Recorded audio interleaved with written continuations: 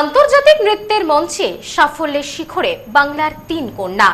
নেপালে আয়োজিত এই প্রতিযোগিতায় সোনার পদক জয় করে দেশে ফিরলেন বসিরহাটের ৩ মেয়ে। আন্তর্জাতিক নৃত্য মঞ্চে সাফল্যের শিখরে বাংলার ৩ মেয়ে। সোনার পদক জয়ে বসিরহাটের ৩ কন্যার। এলাকায় খুশির জোয়ার। বাংলার ৩ মেয়ের এই সাফল্যে গর্বিত গোটা দেশ। আন্তর্জাতিক মঞ্চে দেশের মুখ উজ্জ্বল। সোনা জিতে ফিরল বাংলার ৩ কন্যা। আন্তর্জাতিক নৃত্য মঞ্চে দেশের মুখ উজ্জ্বল করে সোনার পদক জিতে ঘরে ফিরল বসিরহাট মহকুমার ৩ কন্যা। নেপালে সাগরমাথা কাপ ওখানে ইন্টারন্যাশনাল ডান্স চ্যাম্পিয়নশিপ ছিল। ওখানে কি হলো, তোমার ইভেন্ট কি ছিল? ওখানে নাচের ইভেন্ট ছিল। তোমার কোন ক্যাটাগরি ছিল? Senior category. কতটা ভালো লাগবে? খুব ভালো লাগছে। জানা যায়, নেপালের কাঠমান্ডুতে আয়োজিত আন্তর্জাতিক ডান্স চ্যাম্পিয়নশিপে অসাধারণ সাফল্য অর্জন করে এলাকায় খুশির জোয়ার বইয়ে দিয়েছে স্নিগ্ধা গাইন, আরোহী মণ্ডল এবং স্নেহা রায়। জানা যায়, সম্প্রতি নেপালের রাজধানী কাঠমান্ডুতে অনুষ্ঠিত হয় এই আন্তর্জাতিক নৃত্য প্রতিযোগিতা। সেখানে বিশ্বের বিভিন্ন প্রান্তের প্রতিযোগীরা অংশ নেয়। ওয়েস্টার্ন সহ নাচের একাধিক বিভাগে অনুষ্ঠিত এই প্রতিযোগিতায় নিজেদের দক্ষতা ও নৃত্যশৈলীর মাধ্যমে বিচারকদের মন জয় করে নেয় বসিরহাট মহকুমার এই ৩ প্রতিভাবান কন্যা। সোনাজয়ী নৃত্যশিল্পীদের মধ্যে তেতুলিয়ার হঠাৎগঞ্জের বাসিন্দা স্নিগ্ধা গাইন এবং বাদুরিয়ার বাসিন্দা আরোহী মণ্ডল ও স্নেহা রায় রয়েছেন। আন্তর্জাতিক মঞ্চে তাদের এই সাফল্যে গর্বিত পরিবার, আত্মীয় পরিজন থেকে শুরু করে গোটা এলাকাবাসী। আমি নেপালের সাগরমাথা। কেন ওখানে কি জন্য গিয়েছিলে?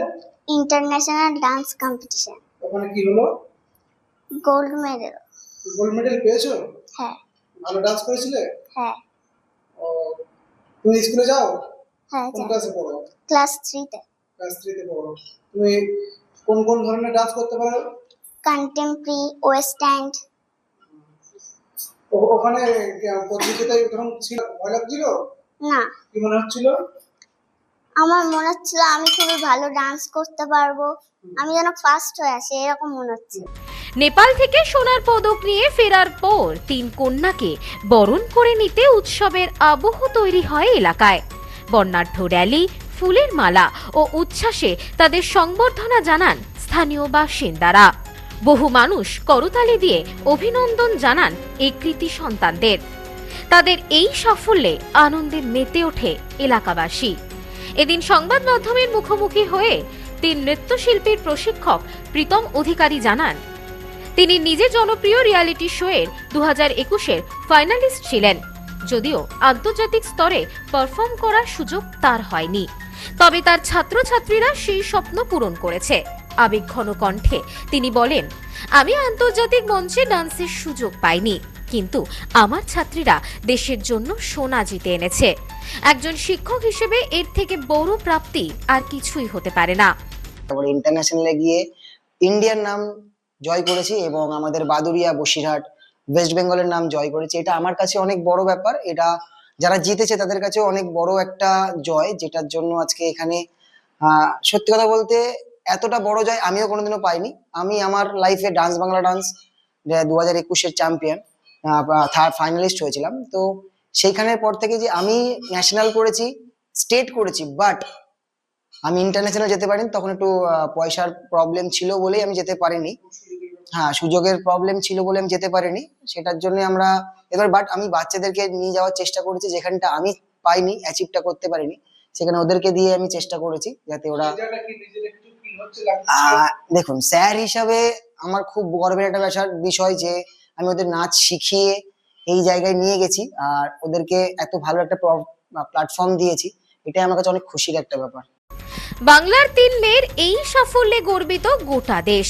খুশি বাবা মা সহ আত্মীয় পরিজনেরা। এই বিষয়ে স্বর্ণপদক প্রাপ্ত আরোহী মণ্ডলের বাবা শান্তিরঞ্জন মণ্ডল বলেন, আজ আমি খুব খুশি। মেয়ের সাফল্যে আমি গর্বিত। প্রথমে আমি নাচ পছন্দ করতাম না, কিন্তু তারপর মেয়ের নাচ দেখে আমি ওকে এগিয়ে যাওয়ার জন্য উৎসাহ যোগাই। আজ মেয়ে আন্তর্জাতিক স্তরে অংশগ্রহণ করে সোনার পদক পেয়েছে। আমরা সবাই খুবই খুশি। না, মেয়ের মেয়ে। ভালো লাগছে? হ্যাঁ, খুব ভালো লাগছে। ভেবেছিলেন যে এরকম কিছু হবে? হ্যাঁ, খুব, মানে এর নাচ প্রথম থেকে দেখেন, প্রথম এর সাথে আমার ধরো 7 বছরের পরিচয় ছিল না, পরে মেয়েকে মেনে নিয়ে এর নাচ দেখে মেনে নিয়ে আমি সবকিছুই নিয়ে এদের নিয়ে একটা বড় যে নাচটা কত লেভেলটা কত দূর যাওয়া যায়, সেই ইচ্ছা আমার মনে খুব, সেইভাবেই আমি এগিয়েছি। আচ্ছা, কতটা ভালো লাগছে আজ সমস্ত কিছু মানে তাকে নিয়ে যাবো সব জায়গায়, সেটা আপনি করেন? খুব ভালো লাগছে। Bureau report, news no man's land, Basirhat.